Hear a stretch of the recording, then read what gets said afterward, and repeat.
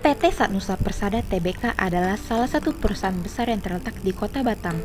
Ia memulai usahanya sebagai pemasok PCB, merakit bagian mekanik dan perakitan komponen elektronik. Dipicu oleh permintaan dan ekspansi pelanggan perseroan, Perseroan memperluas lingkup usahanya dengan menawarkan produk dan jasa yang memberikan solusi terpadu kepada pelanggannya. PT Satnusa Persada memiliki banyak departemen. Salah satunya ialah Departemen Murata. Pada Departemen Murata terdapat salah satu divisi yaitu Tap Welding. Pada studi case ini kami akan membahas salah satu divisi tersebut, di mana divisi Tap Welding merupakan divisi yang memproduksi baterai untuk alat TPMS atau Tire Pressure Monitoring System. Konsep pengadaan, pemilihan supplier, pembelian dan logistik, dan rantai pasok.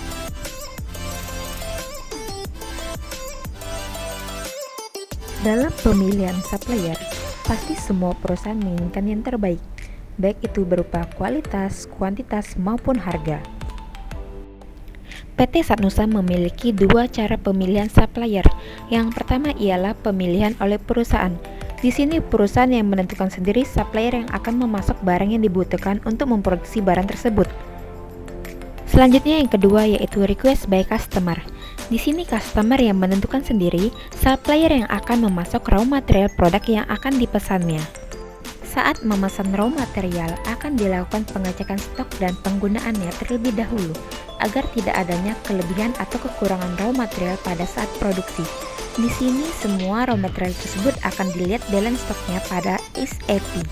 Di sini mempermudah kita untuk mengetahui stok yang ada dengan cepat dan akan dilakukannya rutin inventory untuk mengetahui aktual barang yang ada dengan stok yang tercatat pada aplikasi SAP. PT Satnusa Persada memiliki banyak supplier dari dalam negeri hingga luar negeri, dan transportasi pengirimannya pun dibagi menjadi beberapa macam.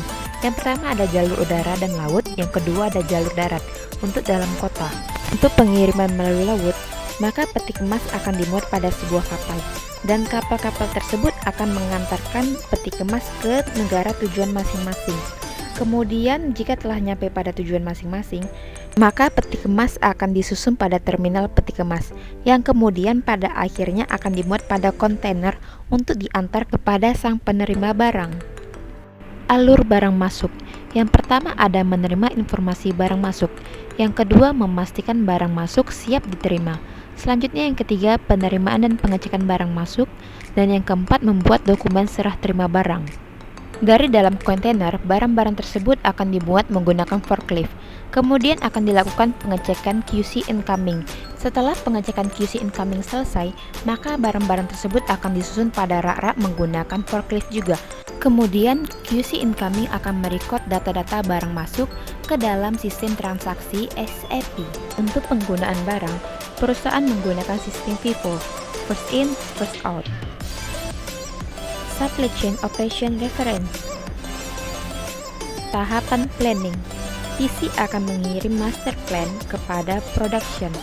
Kemudian production akan membuat plan model yang akan running sesuai dengan master plan yang telah diberikan. Selanjutnya request barang.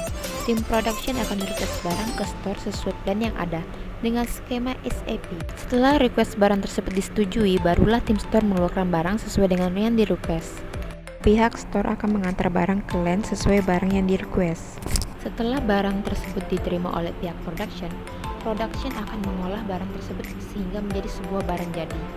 Kemudian barang tersebut akan dicek kondisi visualnya oleh operator produksi, dan kemudian operator produksi tersebut akan mempacking output jadi ke dalam master. Kemudian output tersebut akan disusun dalam sebuah palet. Setelah jadwal shipment telah tiba, barang tersebut akan dipacking oleh pihak packing boy dan kemudian akan diberikan indikasi destinasi pada paletnya. Untuk tahap labeling sendiri, di sini agak berbeda dari yang lainnya, di mana kami akan memberi label pada saat diproduksi atau production. Sebelum diserahkan kepada pihak loading, maka akan dilakukan pengecekan oleh pihak QC, baik dari destinasi dan kondisi packingan. Untuk transportasi pengiriman, perusahaan menggunakan dua jalur, yaitu melalui udara dan laut. Produk yang dihasilkan akan dikirim ke Shanghai, China dan juga Meksiko. Produk tersebut akan diolah menjadi barang jadi, yaitu alat TPMS.